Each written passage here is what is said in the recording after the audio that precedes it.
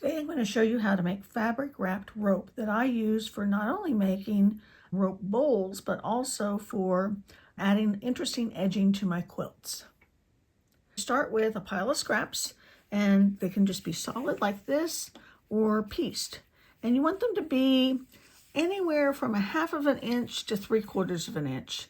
If they get much wider than that, they're a little bit hard to wrap around the rope. And let's get started. I'm going to show you how to sew your fabric wrap rope. I end up cutting this end off once I'm sewing it on. I don't worry about that now. I don't really cover it though. You want to take your fabric, and I like wrapping the end around and then wrapping this way. Oops, sorry. I find it easier to be able to hold it and sew it. So you can see I've got a fabric with multiple fabrics on it, and I'll like hold the top, and I twist about 4 or 5 inches before I get started. I've got red thread because all of these fabrics have a little bit of red on both my top and bobbin, but you can use any color thread. Then you want to hit a zigzag, and you want to have it as wide as you can, and then have a longer stitch length.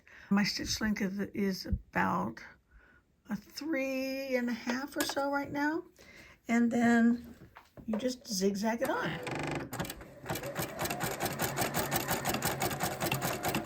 And when you hit a seam line, sometimes it's a little thick, and you might have to give it a little extra nudge. Once I get a couple inches sewn with my zigzag, I go ahead and twist some more, and just keep going like that. We'll be done with this one in just a second, and I'll show you how to add your next fabric.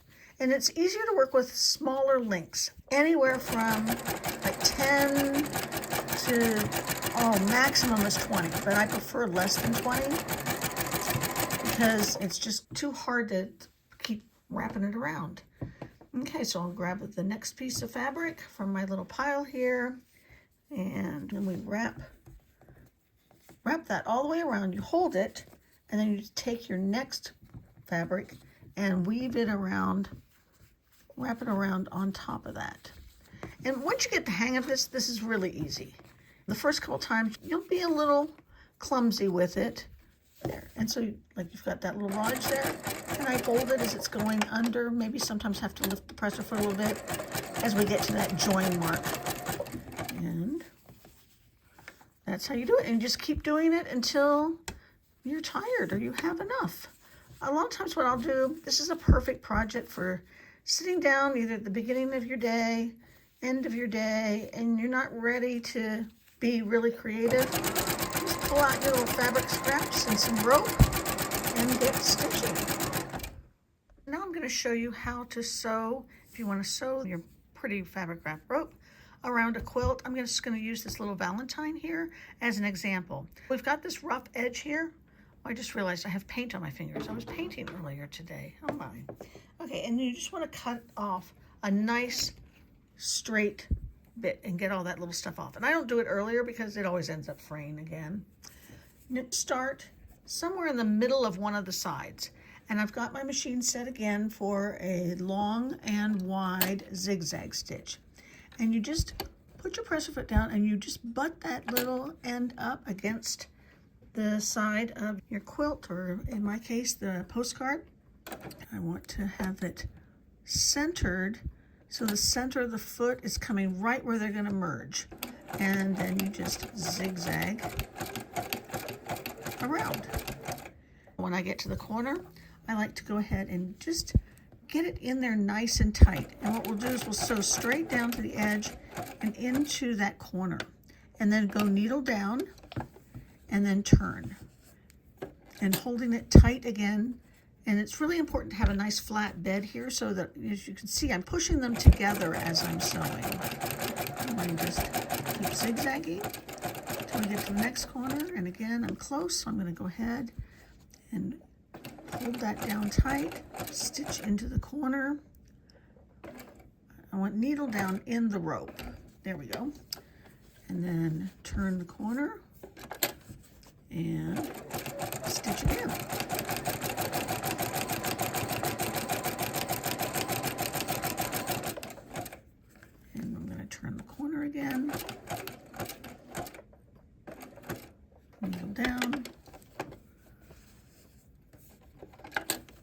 And having needle down in the corner, what it does is it won't form a gap then. If you have needle down the fabric, sometimes you have a gap between your rope and your fabric. I was a little late at getting that, but that's okay. Got it. Needle down.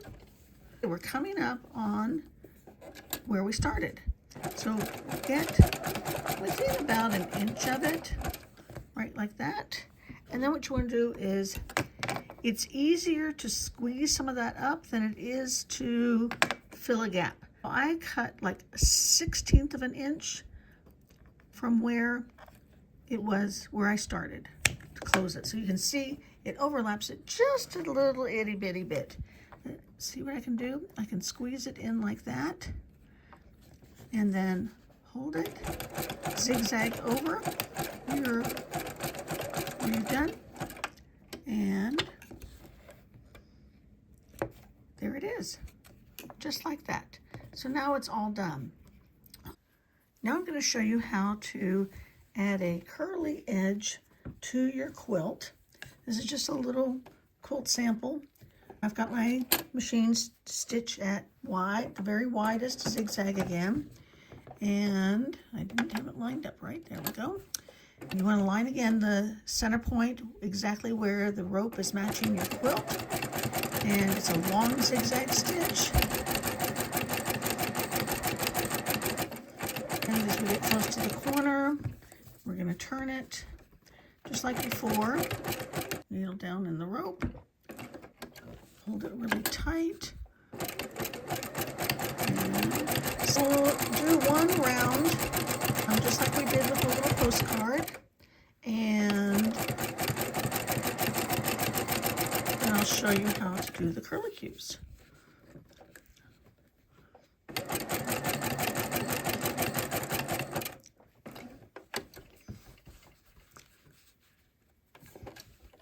I should have done one more stitch there. And this time you can see I've just got lots of different colors. It kind of goes with this little quilt, but this is just more of a sampler to show you how it's done.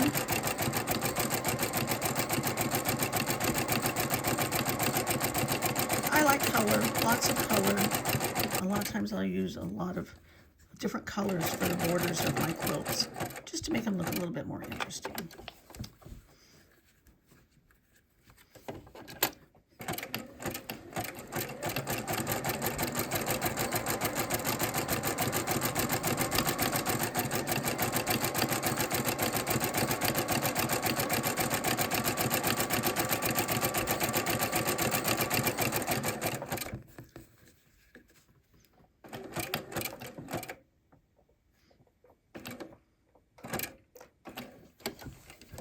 Okay, now we're coming up on where we started.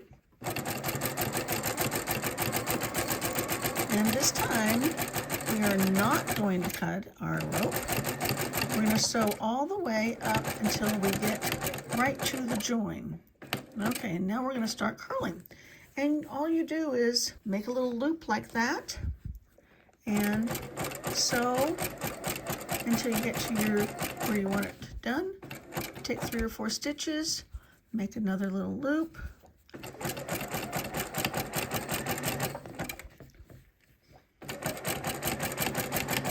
And I like to make loops either around the corner or have them end at the corner. And this one looks like it'll be good ending at the corner there. So I'll do that.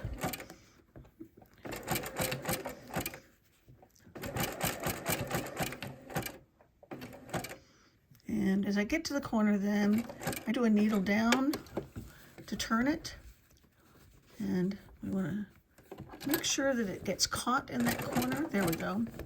And then make another little curlicue, and you just go all the way around like this.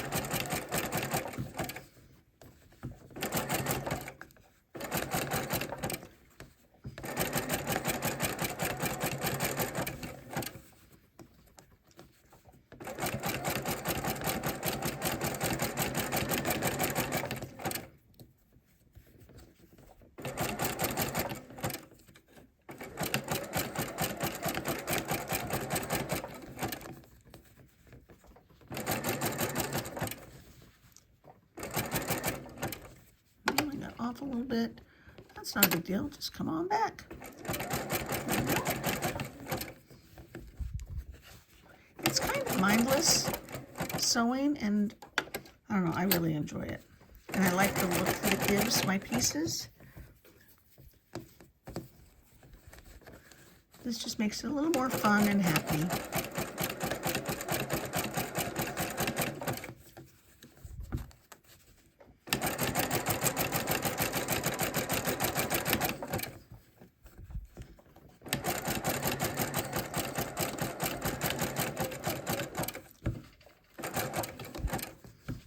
Okay, we're on our third side.